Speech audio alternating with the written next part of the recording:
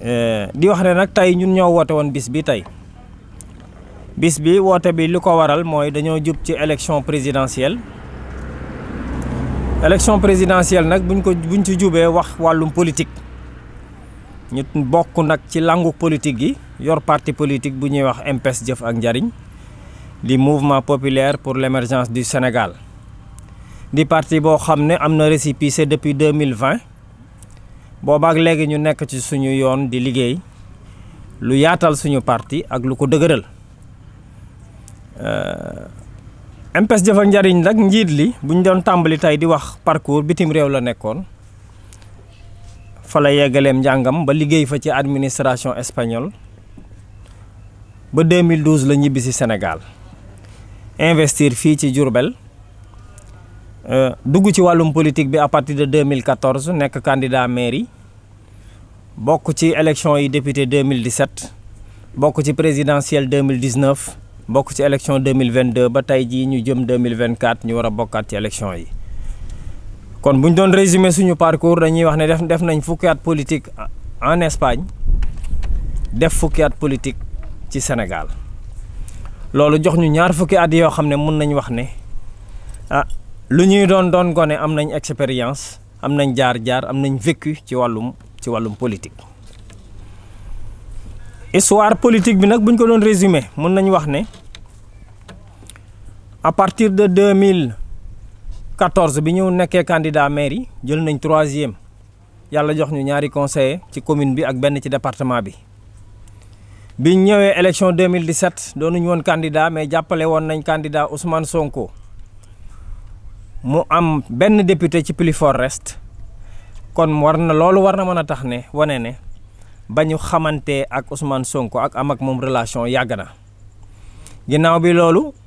ci la ñu ñëw ñu jiite coalition Idy 2019 fii ci Diourbel am 36% jël 2e loolu tamit bokk ci li nga xam ne moo di suñu parcours politique. ñu ñëw nag ci contexte Sénégal 2021 bi nga xamante ne bi falaat nañ président Macky Sall ci 2e mandat et dernier mandat 2e et dernier mandat mën nañu wax ne depuis 2020 Sénégal nekkul ci jàmm mooy 2020 le coronavirus commencé ñu nekk ci jafe-jafe yu rëy ñu ñëw 2021 ay coow commencé judd ci tension politique ci réew mi coow yooyu moo continuer 2022 2023 ba 2024 bi ñu nekk nii tey ba ñuy wax am na plus de 80 morts ak presque 2000 blessés ci réew mi ci diggante ñetti at. loolu nag ñu nekk ci contexte boo xam ne contexte bu jafe la woon contexte bu metti la woon ñii fi nekk tey yore nguur gi ñu gis ne dañ fi nekkoon di bunduxataal ay homme politique di teg ay daan homme politique di leen teg ay jafe-jafe. accusé fi ay nit jàpp fi ay nit jiiñ fi ay nit terroriste jiiñ fi ay nit criminel lu nekk ñu jiiñ ko askan bi jàpp fi presque lu jege 1500 personnes. loolu nag constat biñ ci def ñun ñëpp mooy fan yii passé ñu woote benn loi amnistie daan ne ñooñu nga xam ne ñoom lañ jiiñoon terrorisme ñooñu nga xam ne ñoom lañ jiiñoon yàkkataan ay xale. ñooñu nga xam ne ñoom la ñu jiiñoon teg ay bomb ay cocktail molotov ak ay ñoo xam ne defkatu ñaawteef la ñooñu ñëpp ñu voté loi assemblée nationale ne effacé nañ loolu xewoon ci jafe-jafe yooyu yëpp. loolu am na jàngat bu ñuy jox ñun en tant que acteur politique en tant que ñun ñi nga xam ne nekkoon nañ ci opposition bi di xaw a xel ñaar waa lii ñuy wax ñii ndax dëgg la am du dëgg. ñu dem ba ñoom ñi nga xam ne ñoo leen taxaloon dajale député yi voté à l'Assemblée nationale daan ne leen yéen ñii ñu waxoon ne yéen a def lii kat effacé nañ li fi xewoon 2021 ba 2024 kon defu leen dara. loolu en tant que ñun acteur politique daf ñuy jox benn réflexion kon dañ ne kon dañu doon manipuler kon gouvernement du Sénégal ñi nga xamante ne bii ñooy régime bi dañ doon manipuler askan bi di manipuler certaines opposition di leen gëm loo xam ne ndekete en réalité c'était pas vrai. donc loolu bokk na ci li nga xam ne tax na képp kuy acteur politique war nga ko décrier war nga ko war nga ko dénoncer te man dama koy dénoncer. beneen bi ci topp mooy gestion wu dëkk bi, gestion wu réew mi ku ci nekk xam ne 2021 ak léegi 2019 bi Macky Sall jëlee nguur gi ak léegi li nga xam ne moom lañ fi constaté ci ay njaaxum ci wàllu corruption li nga xam ne moo di wàllu Cour des comptes, IGE, OFNAC, ay dossiers ña nga fa di nelaw ci tiroir yi ci ñoo xam ne dañ leen a épinglé ñu war loon leen a teg ci yoon te teguñu leen ci yoon wala njiitu réew mi ci boppam wax ne problème yooyu yëpp ak jafe-jafe yooyu jël naa sama conc ma teg ko ci. loolu aussi ñun en tant que acteur politique daf ñuy tax ñu réfléchir ñu ne kon ñii jiite réew mi bu fekkente ne bii ñi ngi njublang di luubal alali askan bi ñi nga xam ne ñooy kuréel yi saytu alalu askan bi fu mu nekk di OFNAC di IGE di Cour des comptes épinglé fi ay nit ñu jël loolu lépp ñu dëxañ ko denc ko ndax ci suñu camp la bokk. loolu aussi tax na ñu jóg ñun aussi nee na war nañu décrier lu mel nii wax nañu dénoncer lu mel nii. beneen bi ci topp mooy arrogance bi mooy dañ lay fal ministre wala ñu fal le directeur nga def sa bopp daanaka yàlla wala nga def sa bopp daanaka yow un malaka matul juróom benn weer nga tabax immeuble tabaxi étage di pasare alalu réew mi alors que yow juróom benn weer ci ginnaaw wala at ci ginnaaw yoroo woon dara. loolu aussi askan bi buñ ko gisee il faut que ñu taxaw ñu dénoncer ko il faut que ñu wax aussi li nga xam ne naqari na leen. loolu yëpp nag suñ ko boolee ñu gis ne nguur gii fi nekk ñun juróom-ñeenti at a ngi nii ci opposition la ñu nekk kuy opposé ci Macky Sall ñun ñoo la ci jiitu ndax man 2012 ba léegi je suis opposant loolu nag suñ ko dee def c'est pas pour bañ Macky Sall c'est pas aussi parce que dañ koy yàpp wala dara déedéet régime am wala doxalinam moom la ñuy décrier moom la ñuy dénoncer te li tax ñu di ko dénoncer aussi mooy que ni parti politique la ñu yor am projet politique comme ñoom gëm réew mi gis ne nii ñuy doxalee réew mi du dëgg du yoon ñu doon ko dénoncer saa su ne. loolu nag buñ ci yegsee tey ñu toll ci tànn réew mi toll ci benn tournant ñu ne réew mi am na pétrole am na gaz Sénégal toll ci buntu boo xam ne. sur le plan géopolitique dafa am beneen taxawaay bu ñu war a taxawee Sénégal toll ci buntu boo xam ne sur le plan national dañoo war a am ay njiit yu jub dañoo war a am ay njiit yu am responsabilité dañoo war a am njiit yu am maturité war a yor dëkk bi war a gérer dëkk bi ñu tànn nag ci ñi nga xam ne ñoom ñoo war a nekk tey ay candidats yu war a jëm ci présidentielle ñun ñu war cee choisir xalaat ñan ñoo war a diriger askan bi ñu jàpp ne. opposition bi nga xamante ne bii mooy opposition bu naturelle opposition bu radicale opposition boo xamante ne bii dafa fidèle à ses convictions mooy opposition bi nga xam ne mooy opposition wu Diomaye 2024 mooy opposition wu Ousmane Sonko parce que depuis ñoom ñu dugg ci politique ñi ngi ci opposition bi te musuñu cee bouger d'un iota donc ñooñu seen opposition bu ñu gëm la opposition bu dëgër la opposition bu am pas-pas la li tax ma wax ko tamit mooy 2017 fidèle à nos convictions bi Ousmane Sonko nekkee candidat dañu dem jàppale ko ànd ak moom def ko benn député muy plus fort reste am plus de 3800 voix 3800 voix yooyu 900 voix yi Diourbel man bokk naa ci ñi ko liggéey ak suma frère Daouda Thiam ak ñeneen ñoo xamante ne bi ñu ngi foon di jàppale Ousmane Sonko kon tey ji kooku su nekkee benn député di xeex ba yegg si fii mu yegg si tey ñun suñu loxo ngi ci suñu alale ngi ci suñu temps mi ngi ci kooku nag tey su yàlla defee tey mu am taxawaay am jom am fulla parce que yàgg naa wax man ne bokk na ci nit ñi nga xam ne dañ leen a war a sargal ndax lan ñu war leen sargal du moom rek nag ñu bari la mooy que ni gis na ñuy saaxee alali réew mi mu dénoncé ko ñu dàq ko kooku fit moo koy def parce que inspecteur général d'État inspecteur des impôts et domaines la yor ay dossier état gis ne pétrole Sénégal ñi ngi koy caxatee mu génn dénoncé ko ñu ubbil ko ci dossier dàq ko ci am na ci ñeneen juge démissionné na parce que moom it gis na ne nañuy doxee ci conseil supérieur de la magistrature jaaduwul mu bàyyi am na ci ñeneen am na yeneen commissaire am na yeneen doomu Sénégal yoo xamante ne bi tey dem nañ ci administration bi ak ci nguur gi ba gis ne nii ñuy doxale alali réew mi jaaduwul ñu génn ci bàyyi dem dugg ci leneen dugg ci làng gi di ko xeex tey nag suñ ne tey MPS Jëf ak Njariñ lan moo waral mu war a choisir coalition Diomaye 2024 li tax ñu war ko choisir mooy dañoo bokk gis-gis seen programme bi liñ ci def lépp ak li nga xam ne mën naa ne ak 90% vision wu MPS ak projet wu MPS benn la donc ñenn ñi dañ ne léeg-léeg daa nga critiquer Pastef oui parce que ñun parti politique la ñu yore ni ñuy critiquer Benno Bokk Yaakaar ni ñuy critiquer noonu lañu daan critiquer ñenn ñi di critiquente mais loolu c'est des critiques superficielles ça n'a rien à voir ak une vision ak programmatique ndax su fekkee li ñu wax ci ne conseil supérieur de la magistrature suprême dañ fee war a jëli président de la république par exemple loolu MPS Jëf ak Njariñ depuis 2008 mi ngi koy wax man mii maa ngi koy wax président bi dootul jiite justice bi ndax tant que njiitu réew mi ngi yilif attekat yi kenn du atte lu jub ci dëkk bi li ko neex la ñuy atte te loolu coalition Diomaye daf ko def ci programme am te ñun dañ ci d'accord dañu wax ne dooley président bi dañ koy wàññi ndax lan président bi li tax mu doon buur nii doon bummi ba ku ko neex jàpp ku ko neex tëj ku ko neex dóor ku ko neex bàyyi dañoo jël doole jëpp ñu jébbal ko mais suñ ko wàññi woon tey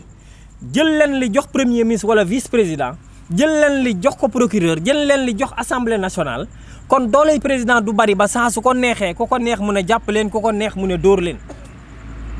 donc loolu bokk na ci programme yi loo xamante ne bii ñun dañ ko gis bëgg ko jàpp ko ci leneen li ci topp muy ci wàllum santé relever le plateau médical bi nga xamante ne bii ci Sénégal ku ci ne xam ne suñu hôpitaux yeeg centre de santé yi dañu nekk ci difficulté yu metti il faut ñu taxawu leen beneen bi ci topp mooy sur le plan de l'agriculture am réew bu amul mbay du autosuffisant am réew bu ñu bayul li ñuy dundee li ñu war a lekk ñu di ko bayee ci réew mi toujours ñu di ko jëggaani dañuy am problème presque 2 milliards moom la ñuy jënd ci li ñuy lekk ci ay meew ay suukar ay diwlin ay na moom la ñuy importer ci bitim réew mais 2 milliards yooyu tey suñ ko defoon ci sunu mbay mi def ko ci suñu tool yi ñu bàyyi ko bu at mi jeexee yaakaar naa ne dinañ bari loo xamante ne bi dootuñu ko jëndi kon agriculture lu fondamental la ci réew mi suñu ressources naturelles yi pétrole ak gaz génn ñu nekk la convoitise de la sous-région ñu di ñu surveiller mu am risque yu bari ñu war koo séddale wu jub rafet ndaxte Sénégal am na yoon fi ñu toll nii pour développer yoon bi mu am pour développer mooy bu ñu jëlee pétrole boobu ak gaz bi ñu séddale ko séddalin woo xam ne courant dina wàññeeku gaz wàññeeku carburant yi oto yi di utiliser wàññeeku dund gi wàññeeku loolu suñ ko utiliser ci yorin bu sell bi yaakaar naa ne loolu dinañ ko mën a am te loolu yaakaar nañ ko aussi ci coalition Diomaye yaakaar nañ ko ci aussi ci projet bi nga xam ne moom la Ousmane Sonko yore. bu ñu boolee yooyu yëpp nag ak yeneeni xalaat ci wàllu sport wàllu culture wàllu art wàllu géopolitique géostratégie politique intérieure jàpp nañ ne ñun gis-gis bi nga xam ne moom la ci coalition Diomaye am doy nañu am nañ ci satisfaction te ñoo ngi wax ne à partir d'aujourd'hui di 13 mars ginnaaw bi ñu waxtaanee ak leaderu Diomaye président 2024 ay yooni yoon ginnaaw bi ñu waxtaanee ak Ousmane Sonko depuis mois de mai ginnaaw bi ñu waxtaanee ak suñu waa parti waxtaan ak suñuy jegeñaale ak suñuy waajur ak suñuy mbokk ñu ngi déclaré ne MPS Jëf ak Njariñ allié la ci coalition Diomaye 2024 fas yéene wuti ndam li incha allah ci élection yii di ñëw di ñaan nag yàlla li ñu jublu jëm ci ñu yegg ci jàmm def élection yi ci jàmm di ñaan yàlla nag coalition Diomaye 2024 jël ndam li ngir politique yi ñu bëgg a soppi doxalin yi ñu bëgg a soppi ci réew mi defin yu ñaaw ak jëfin yu ñaaw yii ñu bëgg a soppi ci réew mi ñu mën koo soppi teg fi dëgg loolu tamit moo tax ñu ànd ak ñoom ànd ñoom ngir seen bët yu rafet wala dara dañoo ànd ak ñoom ngir lii ñu wax ci programme bi wax ko ci projet wax ko ci gis-gis wax ko ci bëgg koo def ci réew mi bu ñu jëlee réew mi ñu appliquer ko loolu c'est fondamental ndax da nga dégg nit ba tàyyi mu wax la programme bu rafet wax la xel mu rafet wax la yéene ju rafet falu def leneen loolu nag ñu ngi koy bàyyi xel di ñaan ñii nga xam ne aussi ñoom ñoo fi nekk tañ war a ànd ak ñoom di suñu ay nawle di suñu ay nattango lii nga xam ne moom la ñu waxanteeg ñoom ñun de suñu wàll dinañ ko remplir ba mat sëkk ñoom it ñu di leen ñaan bés bu ñu jëlee réew mi ak doxalin yu mënti doon ñun ñëpp ñoo koy ànd gaa mais ñoom ñi ko war a diriger politique yi ñu appliquer lii nga xam ne moom moo nekk ci programme bi jàpp naa ne bu ñu ko defee Sénégal dana jóge ci jéego bii mu nekk avancé jëm fu sore waaw ñu ngi sant aussi nag waa parti MPES Jëf ak Njariñ moo xam ñi ne ci diaspora bi ñëpp ku ma ci lu ma bëgguma lim mais su ma ci limee Baye Cheikh Ibrahima Kassé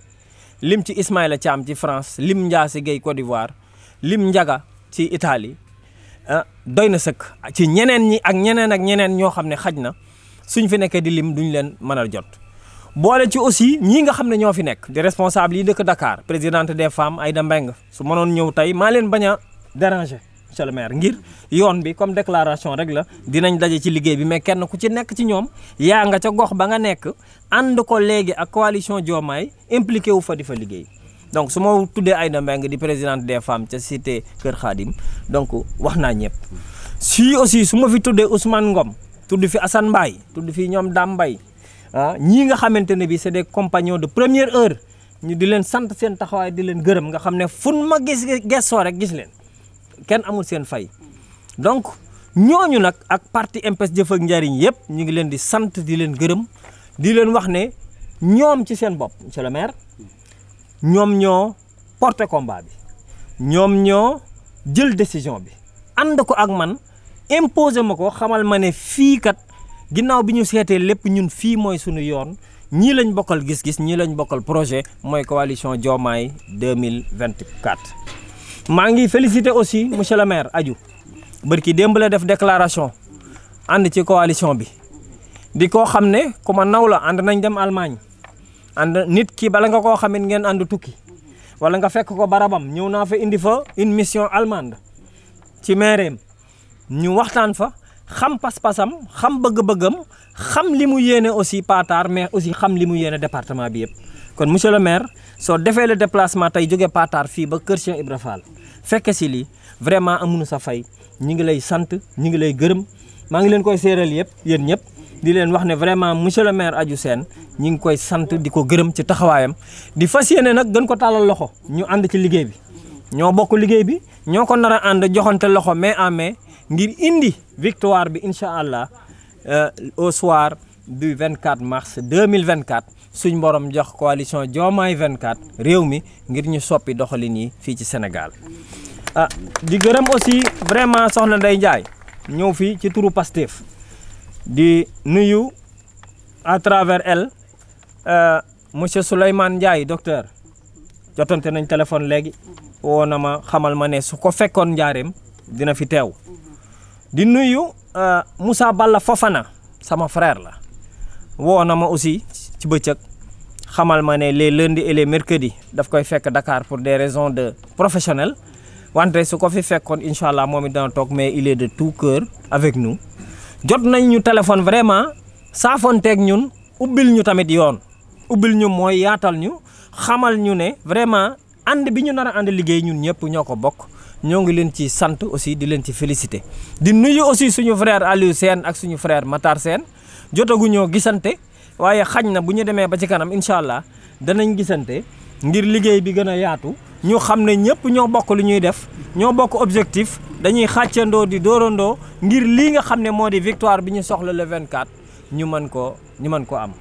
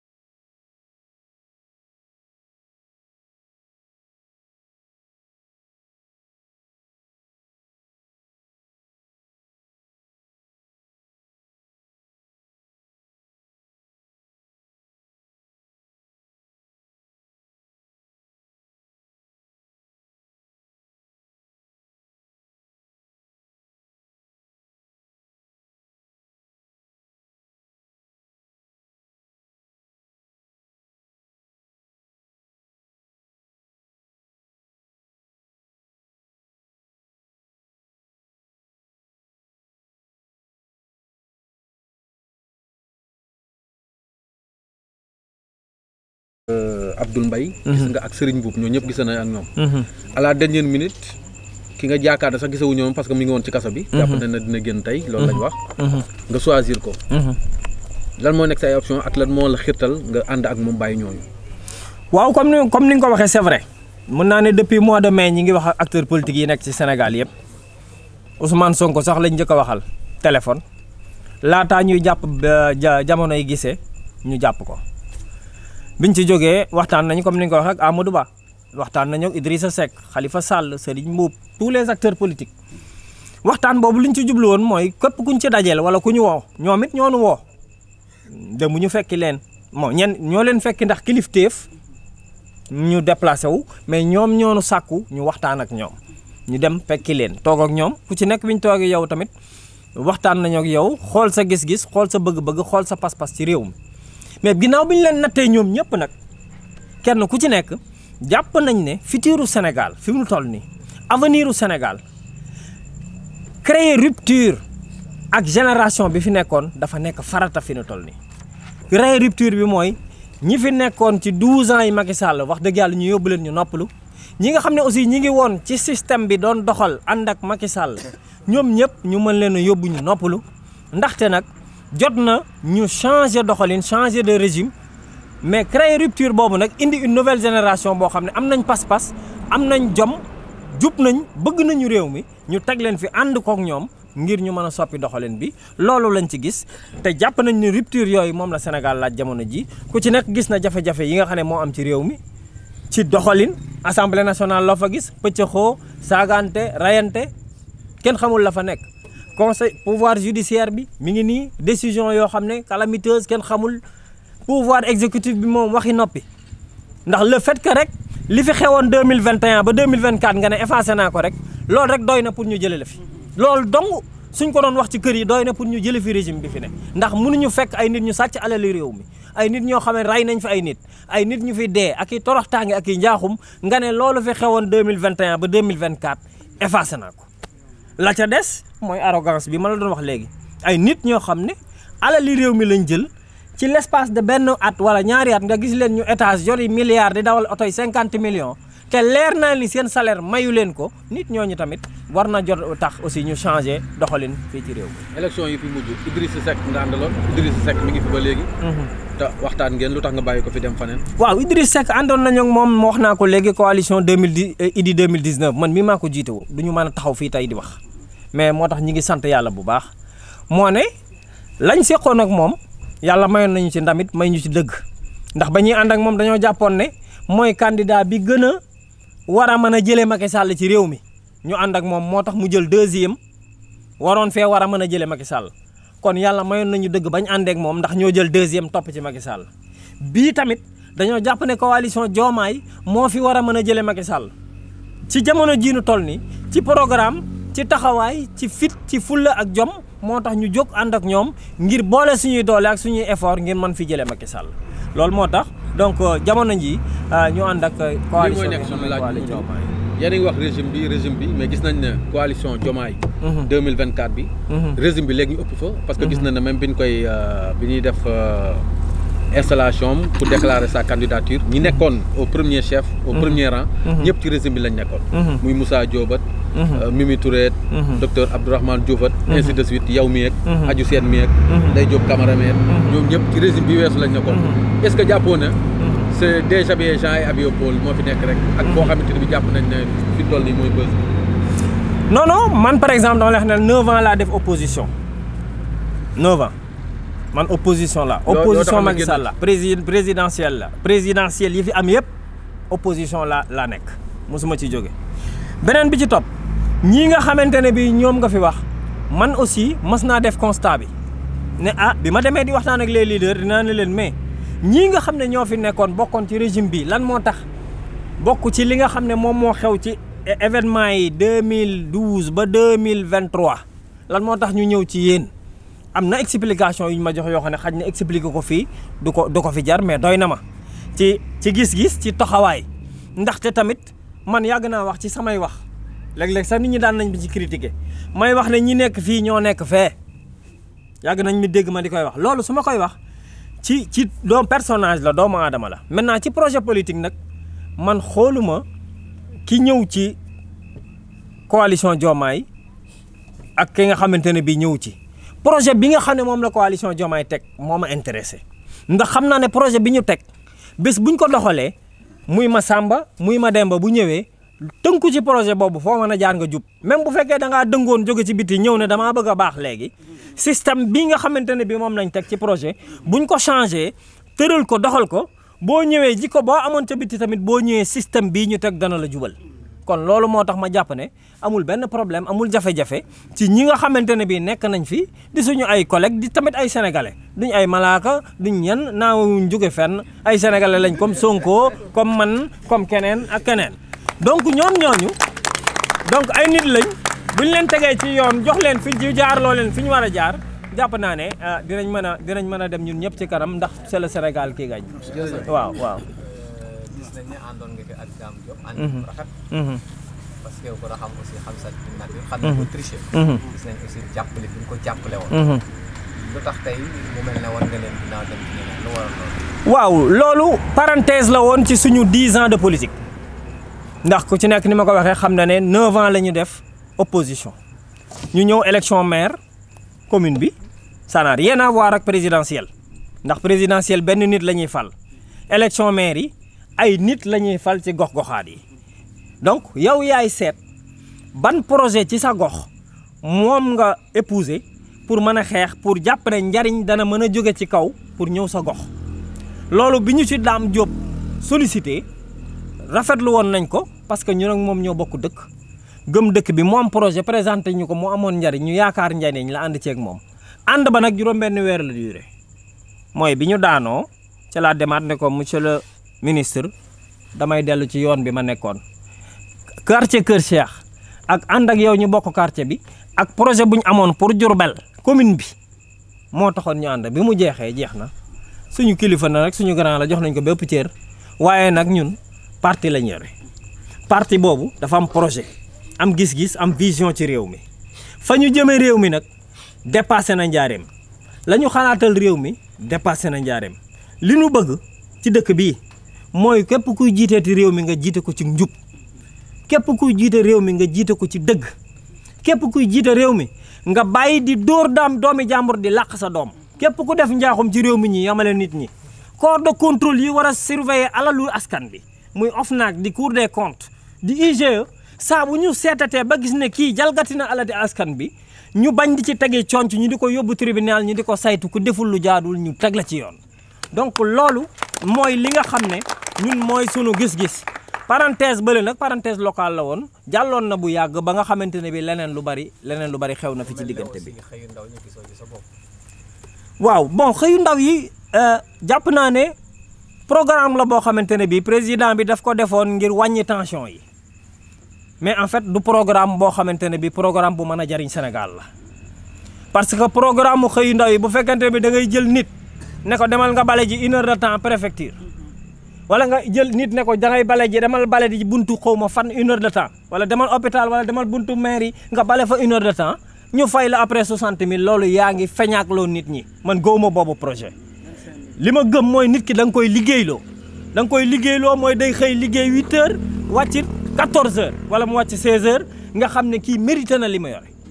mais programme mu xëyu ndaw yi feñaakloo askan bi la woon di la fay ay 60 000 wala di fay nit 80 000 muy toog muy dox te liggéeyut loolu feñaakloo na yàq na lu bari ci réew mi yàq na lu bari ci jeunes yi te loolu du politique boo xam ne politique bu baax politique xëyu ndaw yi buñ jëloon 450 milliards yi tey ñu ne nañ seet les petites et moyennes entreprises ñu renforcer leen ñi nga xam ne ñooy producteurs yi ñi nga xam ne ñooy investisseurs yi ñu jël xaalis boobu ñu lebal leen ñooñu yokk seen liggéey jël ay emploi di leen liggéeyloo loolu moo ëpp njariñ ngay fay nit muy toog du liggéey jàpp naa ne projet boobu sax bokk na ci li ñu war a auditer seet ko ndax 450 milliards ci 3 ans war nañu seet ba xam xaalis boobu fan la dugg ak yeneen i projet force Covid mi ngi fi 750 milliards yi Sénégal ñu war koo saytu seet kan moo ko laal ak ku ko laalul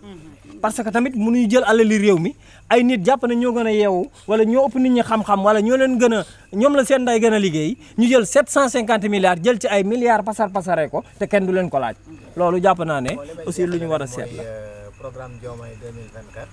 promesse électorale la. n'est-ce pas. te seetlu nañ ne à chaque fois aussi nit ñi. ku ci bëgg yéeg ci nguur gi da ngay def promesse. mais en général léeg-léeg li ngay wax nit ñi ak boo yéegee du doon benn. ñu ne lu tax. poussé nañ ci suñu investigation. ñu ne système bi nga fi fekk moo lay imposer yéen lii ba li nga bëggoon doo ko mën. est-ce que bàyyi ngeen xel loolu. waaw moo tax ma ne la ay rupture dafa war a am moo tax ma ne la projet bii li ma ci gis man ak li may défendre benn la ak 90%. mais balaa muy am njariñ ci léegi sama wax mooy bés bu nu jëlee réew mi ba doxal ko doxal projet bi te loolu nee naa je prends tout le monde à témoin ak ñii fi toog ñëpp que ni bés bu Diomaye 24 jëlee réew mi projet bi dañ koy saytu pour ñu doxal ko ngir rupture yi ngay wax fii ak lii nga xam ne moo fi am nga xam ne nit day diggee dara ba pare bu faloo def leneen loolee dina am ñu taxaw volontaire di saytu projet bi ba loolu ñu mën ko doxal li nga xam ne moom la ñu wax ñu mën ko def ndaxte loolu vraiment yàgg nañ ci nax sénégalais yi te am nañ yaakaar nag am nañ ci yaakaar nit nag yaakaar da nga am ci moom ndax bu faloogul moom mënu ko waxal dara ndax duñ yàlla duñ yonent bi waaye bés bu ñu demee ba ànd ak ñoom falu ñu gis ne lii ñuy doxal moom la ñu waxoon danañ ànd ak ñoom continuer ci loolu suñ gisee ne def nañ leneen ñu taxaw fàttali leen ko ne leen ah programme bi kat waxul woon loolu lii la wax waaw waaw waaw. waaw waaw.